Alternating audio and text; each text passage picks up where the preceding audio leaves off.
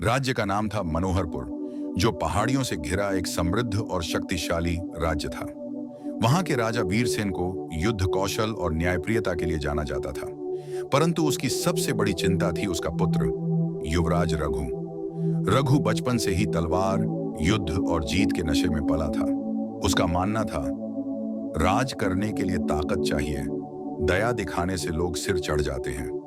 उसने कभी भूखों को नहीं देखा, कभी आंसू को समझा नहीं और कभी किसी की पीड़ा को महसूस नहीं किया। उसके लिए राज्य की जनता एक शक्ति प्रदर्शन मात्र थी। राजा वीरसेन ने कई बार उसे समझाया, बेटा, सच्चा राजा वह होता है जो प्रजा का हृदय जीतता है, न कि केवल उसका डर। पर रघु हर बार यही कहता, मैं राजा बनूंगा तो कोई विद्रोह नहीं बचेगा, सबको झुका दूंगा मैं। राजमहल के सबसे बुजुर्ग और बुद्धिमान दरबारी विश्राम दास ने यह सब देखा। उन्होंने वर्षों तक कई राजाओं को बनते बिगड़ते देखा था। उन्होंने राजा से कहा, यदि रघु को बदलना है तो उपदेश नहीं, अनुभव देना होगा। उसे उस स्थान पर भेजिए जहां उसकी तलवार कुछ काम ना आ सके। राजा सहमत हुआ। विश्राम दास ने रघु से कहा, अगर तुम सच में मजबूत हो तो एक दिन जंगल में रहो, अकेले, बिना किसी सेवक, सैनिक या शस्त्र के। अगर कुछ भी हुआ तो खुद को संभालना, अगर बच गए तो खुद को शक्तिशाली मान लेना। रघु चुनौती मान गया। वह अकेला जंगल की ओर निकल पड़ा, जहां उसका अहंकार उसकी सबसे बड़ी तलवार थी। जैसे ही रघु जंगल में पहुंचा, उसे भूख, प्यास और डर ने घेर लिया। यह जगह उसके महल जैसी नहीं थी। वह एक गुफा में छुपा ही था कि पास ही एक तेज कराहने की आवाज आई। उसने देखा एक बाघ जो घायल था और दर्द से तड़प रहा था। उसकी आंखों में वह क्रूरता नहीं थी जो रघु ने किताबों में पढ़ी थी। वहां तो पीड़ा थी, बेबस आंसू थे। रघु ने तलवार निकाल ली, लेकिन तभी एक शांत और दिव्य आवाज गूंजी, क्या दर्द से कराहते हुए को मार देना ही बहादुरी है? रघु ने मुड़कर देखा। एक साधारण से भिक्षु जिनका मुख तेजस्वी था। वे थे महात्मा सिद्धार्थ, बुद्ध के महान शिष्य। रघु चौंका। आप कौन हैं? भिक्षु बोले, मैं वह हूं जो भीतर की हिंसा को शांति में बदलता है, और तुम वह हो जो बाहर की शांति को भीतर की हिंसा में डुबो देता है। लेकिन अभी कुछ नहीं बिगड़ा बेटा, तुम बदल सकते हो।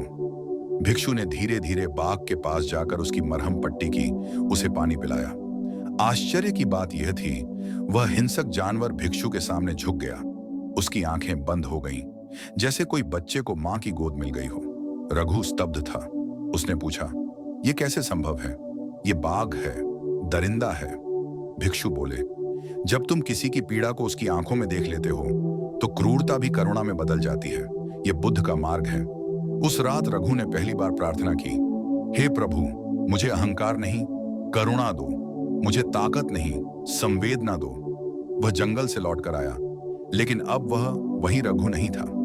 राजा ने कहा, तो बेटा, क्या तुमने शक्ति का स्वाद चखा? रघु ने सिर झुकाया और कहा, हाँ पिता, और जाना कि सबसे बड़ी शक्ति तलवार में नहीं, किसी के घाव पर मरहम रखने में है। जब रघु राजा बना, उसने कई क्रांतिकारी फैसले लिए। जेलों को सुधार गृह बनाया, वृद्धों और रोगियों के लिए मुफ्त इलाज, बच्चों के लिए ज्ञान और ध्यान केंद्र, और हर साल करुणा उत्सव जिसमें राजा स्वयं गरीबों की सेवा करता। राज्य को अब लोग दयापुर कहने लगे। दया कोई भावुकता नहीं, यह सबसे बड़ी नीतियों में से एक है। तलवार से तुम राज कर सकते हो, पर करुणा से तुम दिल जीतते हो। भगवान बुद्ध ने सिखाया, सबसे कठोर पत्थर भी प्रेम की धारा से पिघल सकता है। अगर एक बाघ बदल सकता है तो इंसान क्यों नहीं? यही है बुद्ध का मार्ग। जब तक कोई सांस ले रहा है, तब तक उसके भीतर बदलाव की संभावना है, और वह बदलाव शुरू होता है दया से। तो दोस्तों, यह थी भगवान गौतम बुद्ध और बौद्ध धर्म से जुड़ी एक बेहद महत्वपूर्ण सीख। आपको आज की यह कहानी कैसी लगी?